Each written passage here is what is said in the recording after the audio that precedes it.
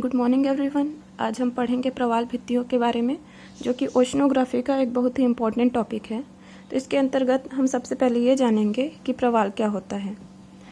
प्रवाल एक समुद्री जीव है जिसका निर्माण मूंगे या कोरल पॉलिप्स, जो कि एक कैल्शियम प्रधान जीव है, के मरने के पश्चात इनके अस्थि पंजर के संयोजन या जमा होने से होता है।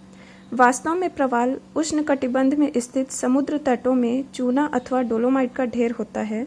ये बहुत ही रंग बिरंगे होते हैं।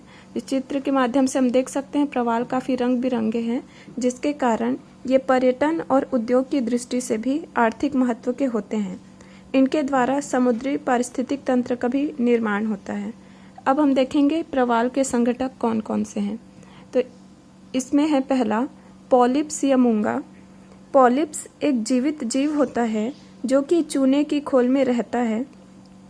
इसके शरीर के बाहरी तंतुओं में एक प्रकार की पादप शैल रहती है जिसे जुक्सन थलाई कहते हैं। इसमें ये हम देख सकते हैं, ये पॉलिप्स है। इसके बाहर ये जो ग्रीन कलर का दिख रहा है वो जुक्सन थलाई है। जुक्सन थलाई जो है सूर्य प्रकाश की सहायता से फोटोसिंथेसिस प्रोसेस करता है, मतलब प्रकाश संश्लेषण प्रक्रिया द्वारा भोजन का निर्माण करता है और प्रवाल को भोजन प्रदान करता है। इसके बाद हम देखेंगे पॉलिप्स जो है उसके दो प्रकार होते हैं। एक होता है हर्मेटाइपिक और दूसरा एहर्मेटाइपिक। हर्मेटाइपिक जुक्सन थलाई के साथ होता है और यह साफ तथा छिछले पानी में पाया जाता है, और एहर्मेटाइपिक जुक्सन थलाई के बिना होता है और यह गहरे भाग में पाया जाता है। अब उसके बाद हम देखेंगे कोरलाइट। प्रवाल का दूसरा संघटक कोरलाइट।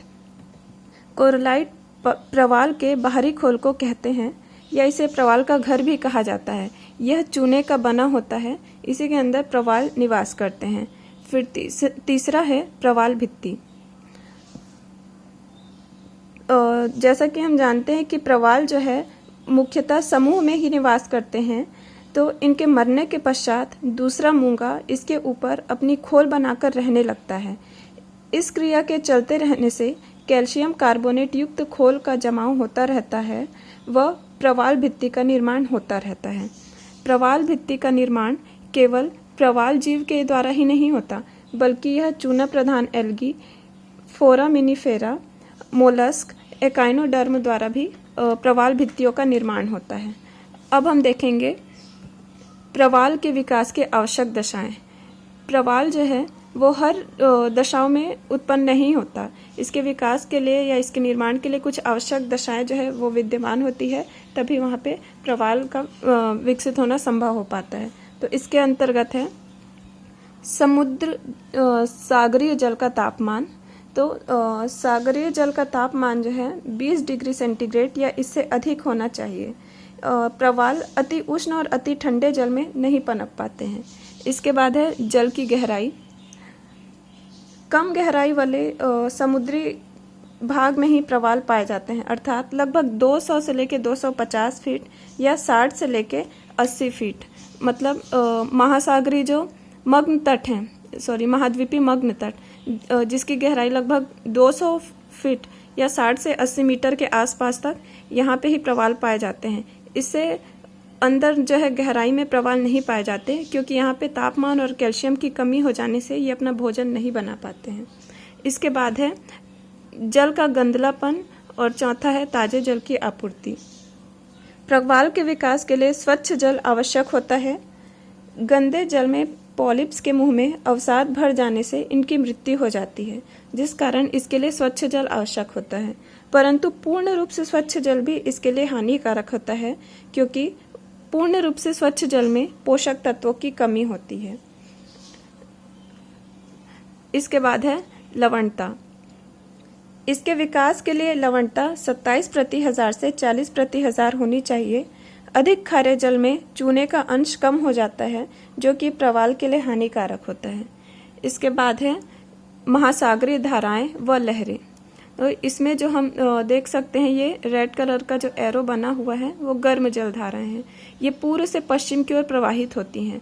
तो इसके द्वारा हमको समझ में आता है कि जहाँ पे ये जल धाराएं पहुँचती हैं, मतलब महाद्वीपों के पूर्वी भाग में, वहाँ पे प्रवाल भित्तियां या प्रवाल द्वीपों का विकास अधिक हुआ है। इसकी अपेक्षा जो महाद्वीप के पश्चिमी भाग है वहाँ पे प्रवाल भित्तियों का विकास नहीं हुआ है।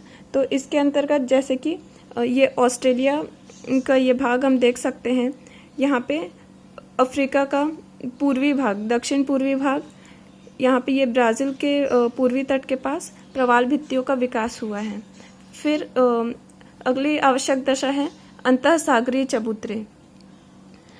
प्रवाल भित्तियों के घरौंदे बनाने के लिए महाद्वीपों के तटवर्ती क्षेत्रों या द्वीपों से संलग्न अंतःसागरीय चबूतरे आवश्यक होते हैं। इन पर प्रवाल कीटों का स्थायी निवास होता है। अब इसके बाद हम देखेंगे प्रवाल भित्तियों का विश्व वितरण। प्रवाल मुख्यतः उष्णकटिबंधीय महाद्वीपों के पूर्वी मग्न तट पर पाए जाते हैं।